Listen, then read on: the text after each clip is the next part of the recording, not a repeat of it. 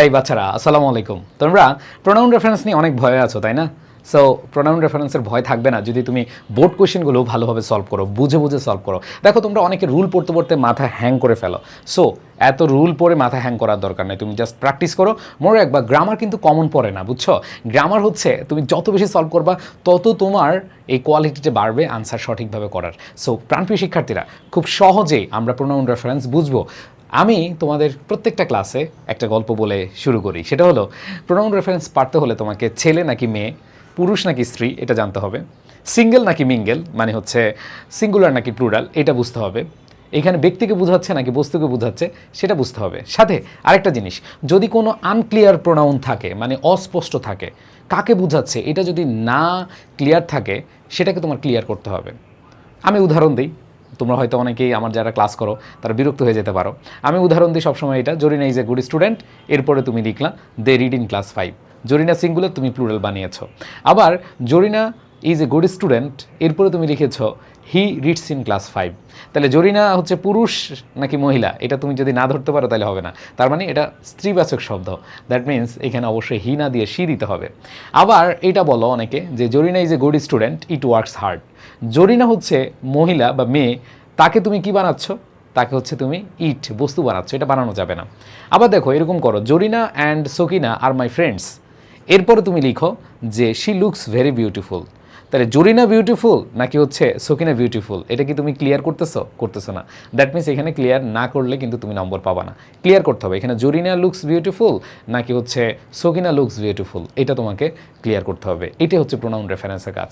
এই যে 3-4টা লাইন বললাম না, এটা যদি বুঝো তাহলে তোমার জন্য একবার ইজি।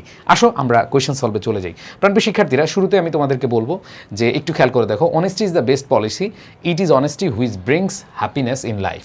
তো আমরা জানি নাউনের পরিবর্তে প্রোনাউন বসে, তাই না? নাউনের পরিবর্তে প্রোনাউন বসে, দ্যাট মিনস তুমি নাউনের পরিবর্তে যে কোনো প্রোনাউন বসাতে পারো, কিন্তু ওইটা ঠিকভাবে বসাচ্ছ কিনা, ওটা স্পষ্ট কিনা এটা ক্লিয়ার করতে হবে। যেমন এখানে লিখে আছে rewrite the sentences so that all pronoun references are clear. So আমরা যদি এখানে খেয়াল করি, এই যে উইদাউট ইট আছে একটা প্রোনাউন আমরা দেখতে পাচ্ছি, যেমন এইখানে তুমি বলবা যে ভাইয়া ইট ইজ অনেস্টি, এটা ঠিক আছে কিনা? হ্যাঁ, অনেস্টি বস্তুবাচক, ইট ইজ অনেস্টি এটা ঠিক আছে। এবার দেখো which brings happiness in life, এখন উইদাউট ইট, এই উইদাউট ইট এই যে এটা ছাড়া, কোনটা ছাড়া? অনেস্টি ছাড়া না পলিসি ছাড়া নাকি হ্যাপিনেস ছাড়া, লাইফ ছাড়া? তাহলে দেখো without it none can dream of great life. So এইখানে ইট দ্বারা কাকে বুঝিয়েছে? উইদাউট ইট এটা কাকে বুঝিয়েছে? এটা কি স্পষ্ট আছে বলো তো? এই যে ইট বসাইছো, এইটা কার পরিবর্তে বসাইছো? ওই যে বললাম Zarina and Sakina are my friends, এরপরে তুমি কি লিখলা? জরিনার নামও ক্লিয়ার করলা না, সকিনার নাম ক্লিয়ার করলা না, তুমি লিখলা কি শি লুকস ভেরি বিউটিফুল। হ্যাঁ, তুমি শি বসাইছো, এখন কাকে বুঝাইছো? জরিনাকে না সকিনাকে?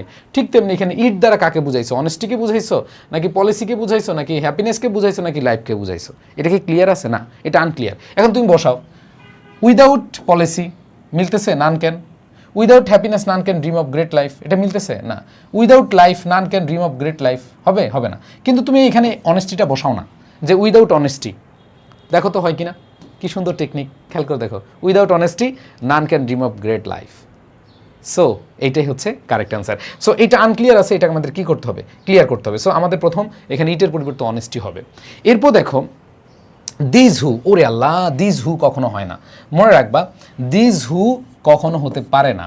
সো আমরা যদি হুয়ের আগে কোনো অ্যান্টিসিডেন্ট বসাই সেটা অবশ্যই দিস হবে না, এটা হবে দ্য পিপল অথবা দোজ, ঠিক আছে?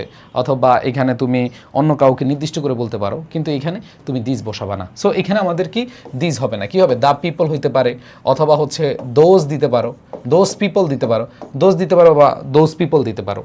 এরপর দেখো, এরপরে বলেছে দে ওয়ার্কড উইথ সিনসিয়ারিটি। এখন কারা কাজ করে, এই দে দ্বারা কাকে বোঝাচ্ছে? এটা কি ক্লিয়ার? দেখো দে ওয়ার্কড উইথ সিনসিয়ারিটি, এইখানে আমরা যে জিনিসটা বুঝতে পারছি যে দে এটা আসলে স্পষ্ট না, এই দে দ্বারা কাকে বোঝাচ্ছে এটা ক্লিয়ার না।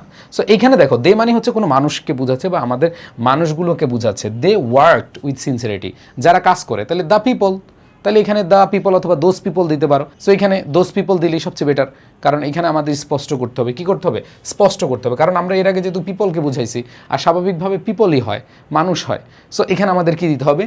পিপল দিতে হবে। এরপরে খেয়াল করে দেখো, আমরা যদি দেখি, হ্যাঁ এখানে দেখো his contribution to this world are unforgettable. তো এইখানে খেয়াল করে দেখো, এই যে পৃথিবী থেকে একজনেরই কন্ট্রিবিউশন হয়, দেখো এই পৃথিবীতে কি একজনই কন্ট্রিবিউশন করে নাকি অনেকে কন্ট্রিবিউশন করে? পিপলকে বুঝাইছে। তাহলে পিপলের পরিবর্তে তুমি কি প্রোনাউন কখনো হিজ দিবা? ওই যে তোমাদের বলছিলাম যে Zarina is a good student, এরপর লেখলা দে রিড ইন ক্লাস 5। তাহলে জরিনা ছিল সিঙ্গুলার, তুমি প্লুরাল বানাই দিছো। এখানে পিপল ছিল প্লুরাল, তুমি এখানে হিজ বানাই দিছো। তাহলে এখানে হিজ হবে না, প্লুরাল হবে, দেয়ার হবে। কি হবে? দেয়ার হবে। তাহলে their contribution to this world are unforgettable. So if you want to, এখানে দেখো, so if you want themselves, ভাইয়া ইফ ইউ ওয়ান্ট দেমসেলভ হয় না, এটা হচ্ছে রিফ্লেক্সিভ। If you want yourself হয়, ইফ হি ওয়ান্টস হিমসেলফ হয়, if I want myself হয়। দ্যাট মিনস হচ্ছে এইখানে ইউ আছে, ইউর সাথে দেম সেলফ হবে না, এখানে ইউর সাথে ইউর সেলফ হবে। ওই যে I want myself, he wants himself, she wants herself, they want themselves. যদি দে থাকতো সাবজেক্টটা তাহলে দেম সেলস হইতো। তাহলে এখানে আমাদের অবশ্যই কি হবে? দেম সেলস হবে না, এখানে হবে আমাদের ইউ আছে, তার মানে হচ্ছে ইউর সেলফ হবে। কি হবে? ইউর সেলফ হবে। সো আশা করি তোমরা বুঝতে পেরেছো। এবং তোমাদের সবার উদ্দেশ্যে বলি যে তোমরা যারা গ্রামার নিয়ে একটু টেনশনে আছো, যারা বেসিক বুঝো না, এগুলো কিন্তু বেসিক আগে বুঝতে হবে। যাদের বেসিক নিয়ে প্রবলেম আছে তোমাদের জন্য একবারে 15 দিনে 200 মার্কের একটা সেরা প্রস্তুতি হবে। এবং রুটিনটা দেখো, তোমরা রুটিনটা স্ক্রিনশট নিয়ে নিতে পারো। এবং এই কোর্সে, এই 15 দিনের কোর্সে ইনশাল্লাহ আমি তোমাদের সাথে থাকবো এবং সর্বোচ্চ ডেডিকেশন দিব। তোমাদের সর্বোচ্চটুকু ডেডিকেশন দিয়ে ইনশাল্লাহ তোমাদের পরীক্ষার আগে একটা ক্র্যাশ রিভিশন দিয়ে পরীক্ষার হলে পাঠাবো। সো এটা তোমাদের জন্য একটা সুবর্ণ সুযোগ। তোমরা যারা আমার ক্লাসগুলো করো, যারা আমার ক্লাসগুলো রেগুলার করো, আমার ক্লাসগুলো সহজে বুঝতে পারো, তাদের জন্য একটা সুবর্ণ সুযোগ রয়েছে। এই যে বেসিক পড়াবো, দেখো এই যে প্রোনাউন রেফারেন্স আমি তোমাদেরকে দেখালাম, এই প্রোনাউন রেফারেন্সে দেখো বেসিক উইথ টেকনিক, আমি টেকনিক দিয়ে পড়াবো খুব অল্প সময়ের মধ্যে। এরপর দেখো বোর্ড কোয়েশ্চেন সলভ করাবো এবং ওয়ান শট ক্লাস হবে। কী হবে? ওয়ান শট ক্লাস হবে। আবার তুমি আর্টিকেল বলো, প্রেপোজিশন বলো, স্পেশাল ওয়ার্ডস অ্যান্ড ফ্রেজেস বলো। এরপরে তোমার দেখো তোমাদের যেই প্যাসেজগুলো আছে, এই প্যাসেজগুলোর কথা বলো, এগুলো আমি একবারে ইজিলি তোমাদেরকে পড়িয়ে দেবো ইনশাআল্লাহ। সো এটা তোমাদের জন্য অনেকটা ভালো একটা সুযোগ। সো তোমরা এই সুযোগটা কাজে লাগাও। তোমরা ভর্তি হতে এখনই এডুকেশন পেজে নক দাও, অথবা যে হোয়াটসঅ্যাপ নাম্বার আছে এইখানে নক দিয়ে তোমরা ভর্তি হয়ে যেতে পারো। খুব শীঘ্রই ক্লাস শুরু হচ্ছে। দ্রুত 15 দিনে একটা নিজের সাথে একটা টার্গেট নাও, চ্যালেঞ্জ নাও, ইনশাল্লাহ ভালো কিছু করতে পারবে। সবাই ভালো থাকো, সুস্থ থাকো। আল্লাহ হাফেজ, আসসালামু আলাইকুম।